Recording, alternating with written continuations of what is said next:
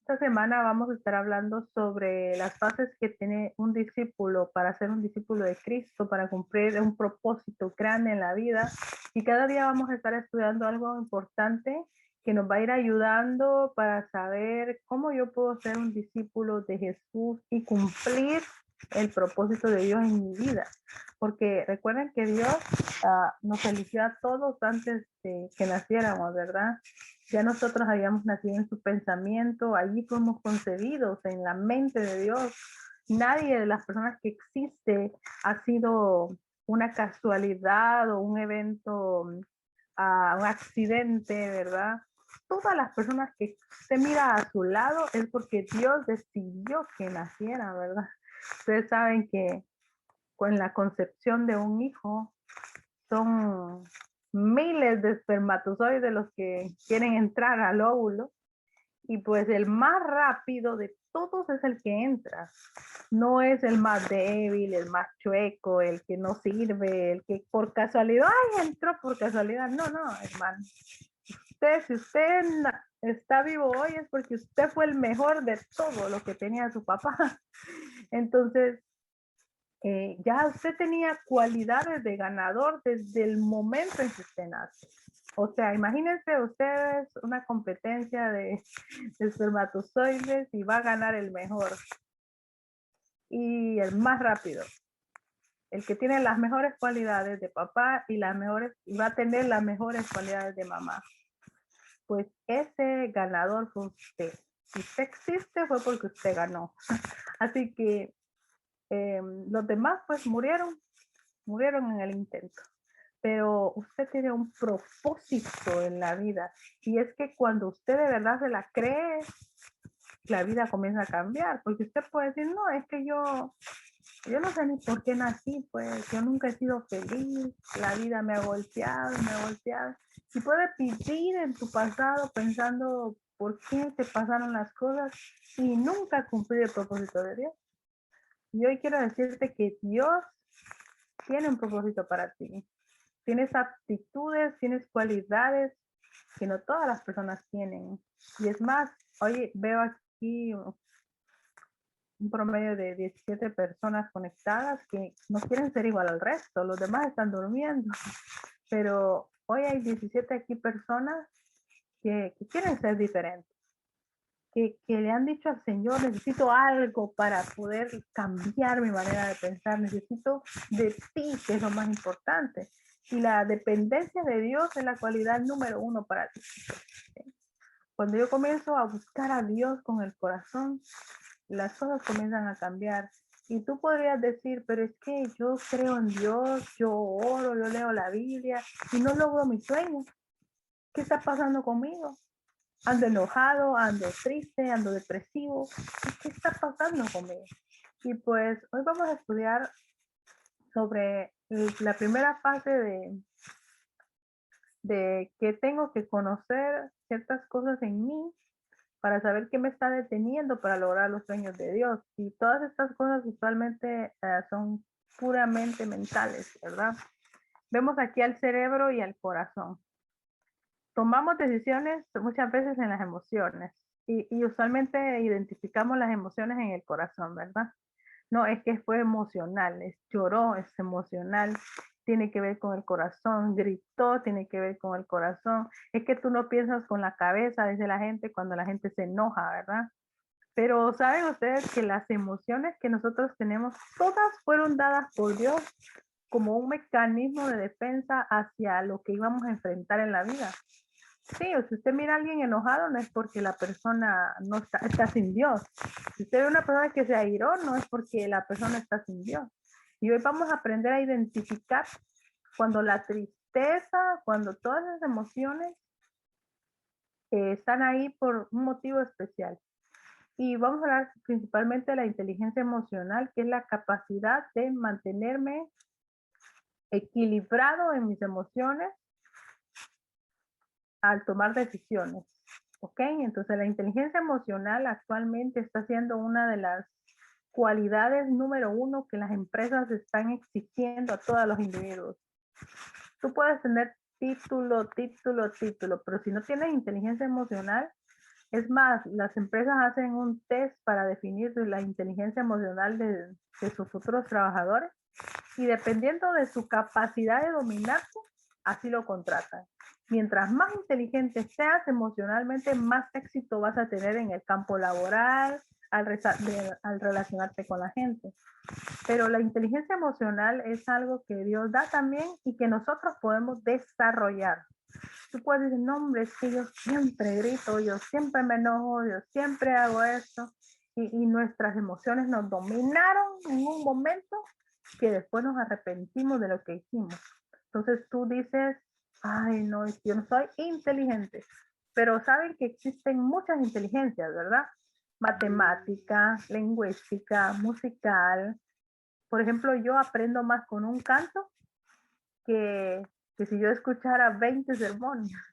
Usted me pone un canto a mí y en ese canto a mí Dios me tocó, me llamó y ya yo voy a hacer algo grande con un canto. Pero aquí hay personas que lo va a tocar, una persona que lo abrazó, eso le va a ayudar.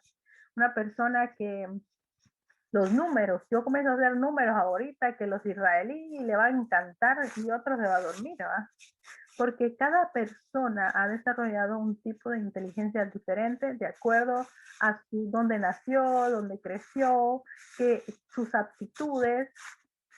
Y por eso vemos que hay gente que es completamente diferente, porque su inteligencia se desarrolló de acuerdo a su cultura y a su tipo de lugar donde creció. Pero la inteligencia emocional es algo que no desarrollamos. ¿Por qué? Porque nadie nos motiva a desarrollar la inteligencia emocional. Entonces, la inteligencia emocional es un entrenamiento del cerebro. Fíjense bien, hermanos, esta semana nosotros vamos a aprender a tener equilibrio en nuestras emociones y aprendemos a controlarnos, controlar lo que nosotros permitimos pensar. Y como este es un entrenamiento, es como que yo les dijera hoy, bueno, subimos de peso en la pandemia, en esta semana vamos a bajar de peso. Pero van a bajar de peso aquellos que apliquen su dieta y hagan ejercicio. Ay, hacer ejercicio es lo que más nos cuesta y comer es lo más rico. Entonces, el que va a bajar de peso va a ser el que va a ponerse a entrenar, el que quiere y tiene una meta. ¿Ok? Pero esta semana puede ser algo diferente para ti si tú entrenas tu cerebro. ¿Ok? Tú pensabas así, ahora piensas diferente, pero porque vas a entrenar tu cerebro y vamos a darle las pautas esta semana para poder tener un cerebro entrenado para el éxito. ¿Okay? Y bueno, empezamos entonces. Primero debemos aprender a percibir qué emoción tengo en qué momento. ¿Okay? Muchas veces la falta de control de nuestras emociones hace que tomemos decisiones malas en la iglesia, somos malos líderes, porque a veces dices, ah, no, ese hermano me cae mal. Y si ese hermano dio una buena idea, entonces vengo yo y meto mi veneno, ¿verdad? Y entonces que el plan no se logre porque yo no sé controlar mi emoción ahí, ¿verdad? Entonces, primero debo percibir mis emociones. ¿Qué emoción me está ganando en este momento? Y ya vamos a ver cuáles emociones tenemos. Luego de percibir qué emoción tengo, comprendo por qué tengo esa emoción. Es que para entrenar el cerebro usted tiene que aprender a pensar. ¿Sí? Tú le enseñas a tu cerebro a pensar. Porque tienes tantos malos hábitos de conducta que tu cerebro tiene remarcado cómo tú actúas en cada situación, como la computadora. Por ejemplo, Jenny cuando le dicen que no puede lograr las cosas, actúa de esta manera. A Jenny cuando le grita a alguien, actúa de esta manera. Cuando se le presenta una dificultad, actúa de esta manera. El cerebro tiene guardadas las conductas.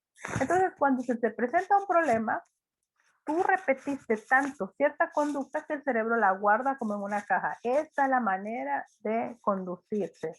Y entonces cuando el cerebro percibe una emoción, entonces es como que presionara un interruptor. Y entonces, porque tú repetiste esa conducta tantas veces que tu cerebro la guardó así. Entonces tú dices, es que yo hice eso, pero ni siquiera pensé. ¿Por qué? Porque tú las has repetido antes tantas veces una conducta negativa que el cerebro solo la saca. Y tú, y ahora no, y no había analizado el problema en realidad y actúe de una manera equivocada. Entonces, todos tenemos detonadores, miles de detonadores están en el cerebro, que cuando alguien nos dice ciertas palabras, se detona la conducta, ¿ok? Se conducta la emoción, primero la emoción y luego la conducta, ¿ok? Y eso pasa en instantes. El cerebro no piensa, el cerebro no racionaliza nada, simplemente actúa. Entonces tú dices, no es que yo así soy desde niño. Yo siempre digo lo que pienso, dice una persona. Sí, pero ahora ya no piensa lo que dice porque ahora dice cosas hirientes. Porque se acostumbró a hacer así y entonces ahora ya no puede cambiar esa conducta porque ya es parte de su personalidad. Ay, es que ese hermano siempre se enoja. Es que esa hermana siempre anda triste. Es que ese hermano siempre anda amargado. ¿Por qué? Porque esa es la conducta desde niños. Comenzó a aprender a hacer así, entrenó su cerebro y ahora tiene muchos detonadores conductuales negativos. Uy, hermanos, entonces, ¿qué debemos hacer para cambiar eso? Bueno, los detonadores, primero, pueden ser palabras, frases, situaciones, lugares, incluso personas.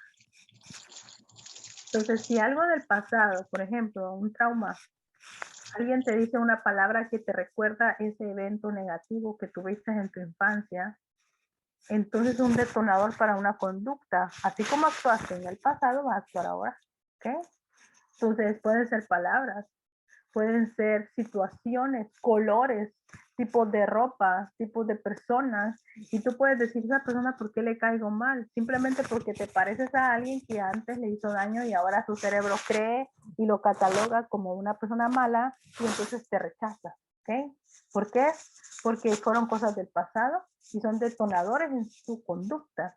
Entonces, muchas veces nuestro pasado tiene mucho que ver con nuestra conducta actual.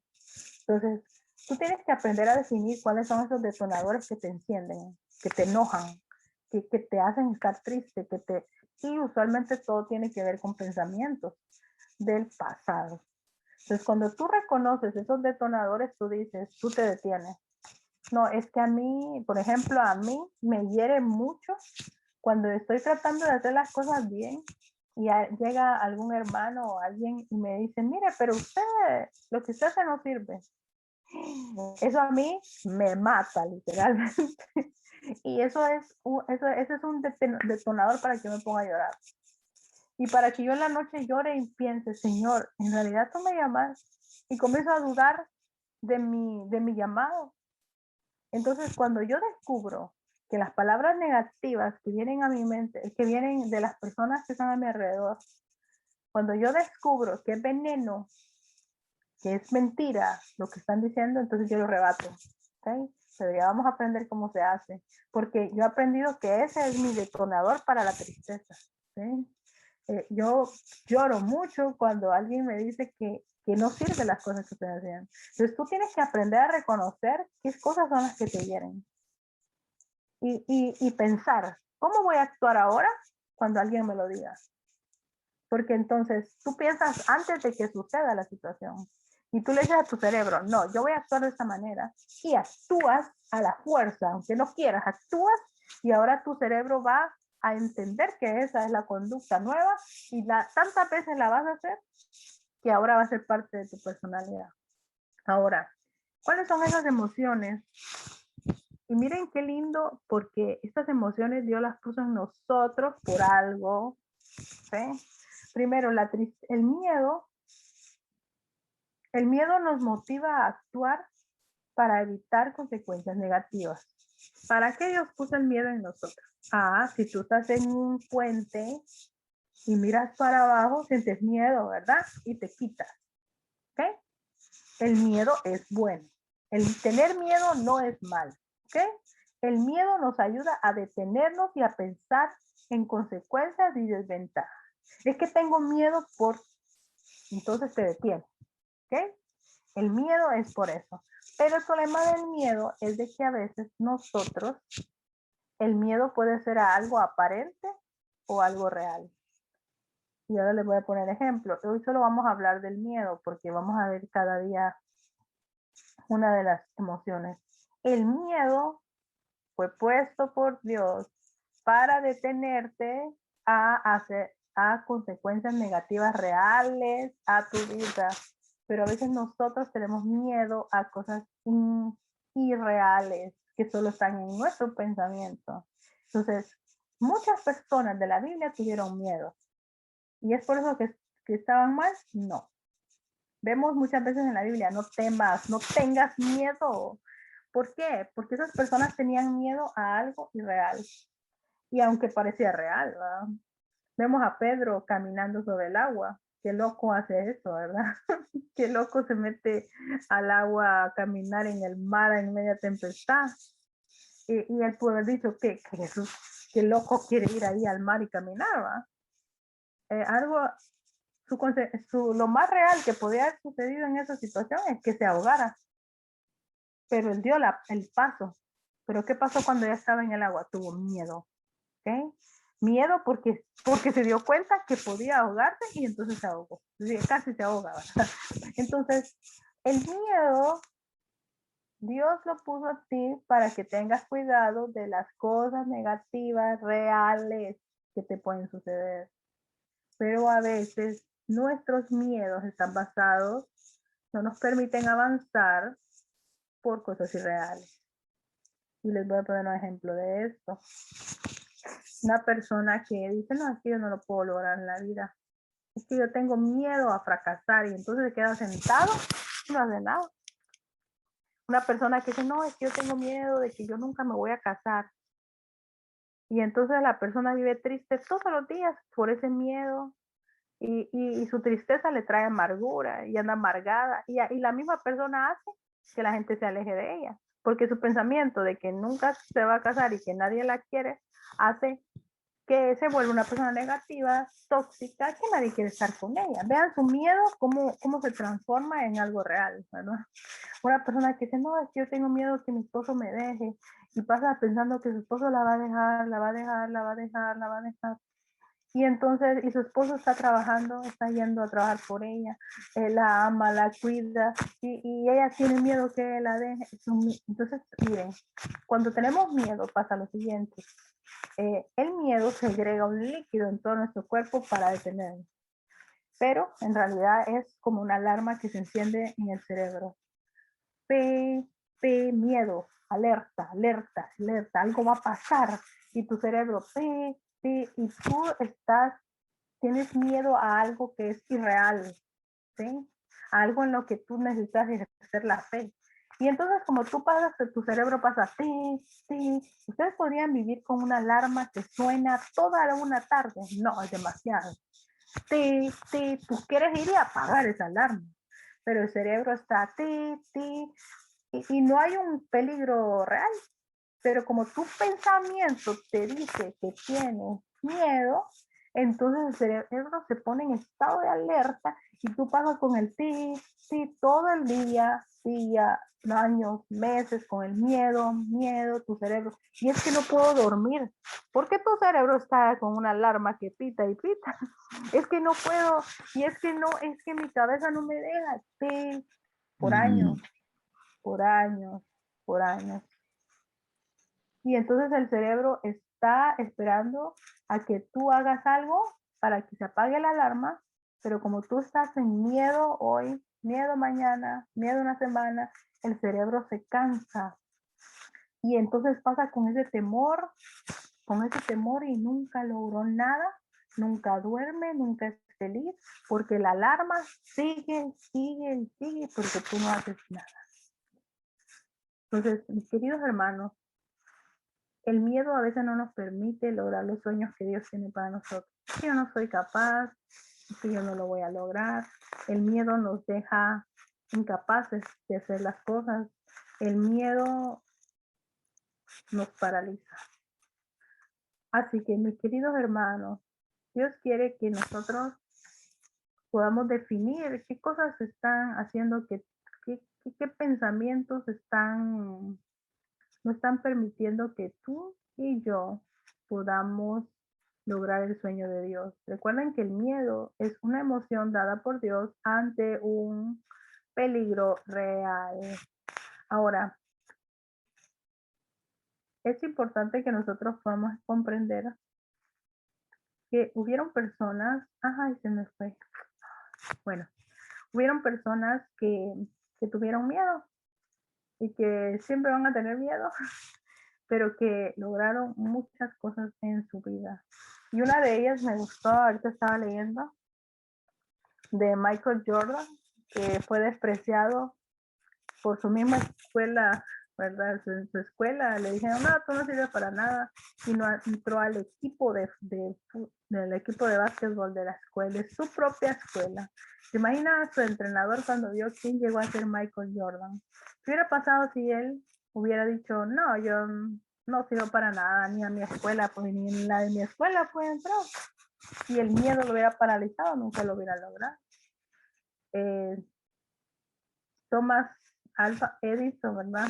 Él, que se equivocó más de 1000 veces, la burla de la gente, llamó a sus vecinos, miren, ya inventé la bombilla, y no funcionó la primera vez, ni la segunda, ya la vez 1000, ya nadie iba a ver el invento, porque no, él ya se equivocó ya. Pero perseveró, no dejó que el miedo lo truncara. En la Biblia también vemos personas que tienen miedo. Moisés tenía miedo de hablar en público, ¿verdad? Tenía miedo de qué le iba a pasar a él al regresar a un lugar donde ya nadie lo quería, donde él había matado a un egipcio. Y, y Jesús le dice, y en toda la Biblia vemos, no tengas miedo, porque el que te ha llamado, él respalda tus decisiones. Y es que a veces nosotros el miedo de lo que nos dicen la gente, el miedo de, ay no, yo no lo voy a hacer, siempre nos paraliza y nos estanca. Hermanos, Dios nos llamó, nosotros ya somos campeones desde nacer. Hemos logrado mucho, logramos la vida, estamos vivos, hermanos. Y no debemos permitir que el miedo no nos permita lograr los sueños que Dios tiene para nosotros. Porque Dios te creó con un propósito a cada uno de los que estamos aquí. Y no sé si el miedo hasta el día de hoy no te ha permitido salir de tu zona de confort. Tu zona de confort es, aquí estoy bien, estoy cómodo, no tengo peligros, aquí estoy bien. Pero tomar una decisión siempre que requiere de riesgo. Para los que son valientes, ¿sí? El que tiene un miedo, sí, tengo miedo de que mis planes no salgan bien, sí, pero inténtalo. No te vas a morir. Tienes que intentarlo. Porque intentarlo quiere decir que tú le estás creyendo a Dios. Muchas de nuestras decisiones para que se logren tienen que ver con nuestra fe. ¿Sí? La fe de que Dios está de tu lado. Que el que está de tu lado te respalda. Y entonces tú vas seguro, vas con miedo, pero vas seguro que Dios va contigo. Si vas a hacer algo, si tienes miedo, hazlo con miedo, porque luego el miedo se vuelve alegría. ¿Sí? ¿Por qué? Porque cambia la emoción a raíz también de los eventos que nos suceden. Pero nosotros somos los que vamos a rebatir el miedo. Tengo miedo, sí, pero tengo fe y voy para adelante. Y a mí me ocurría mucho. Yo tenía mucho miedo de muchas cosas, pero siempre soñaba con predicar el evangelio. Ustedes me miraban a mí en el bus, su vida, soñando, un día voy a hacer una iglesia de niños y voy a hacer esto y voy a andar viajando y voy a predicar el evangelio. Y soñaba en el bus, ¿sí? Nunca en mi vida pensé tener carro, los cuento. Y siempre nunca soñaba en cosas materiales, en tener una casa frente del mar, nunca. siempre estaba en el bus soñando a todas las personas que iba a salvar para Cristo.